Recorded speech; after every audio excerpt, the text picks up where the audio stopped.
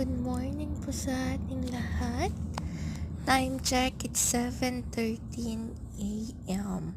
At tayo po ay maghahatid na ng ating alaga sa school. So, ayan, habang papunta po kami ng school, binidyo ko kasi grabe yung fog. Napakakapal po ng fog ngayon. So, makikita nyo naman po, halos hindi na makita. Ayan. So, ayan po, is park po siya. Kaso nga lang, hindi nyo talaga siya makikita dahil sa kapal ng hamog. Ayan. First time ko po kasing makaranas ng ganito kakapal na hamog dito.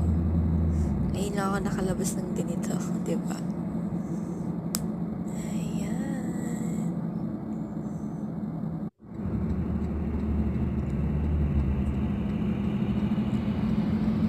So, yun lang guys. Thank you for watching.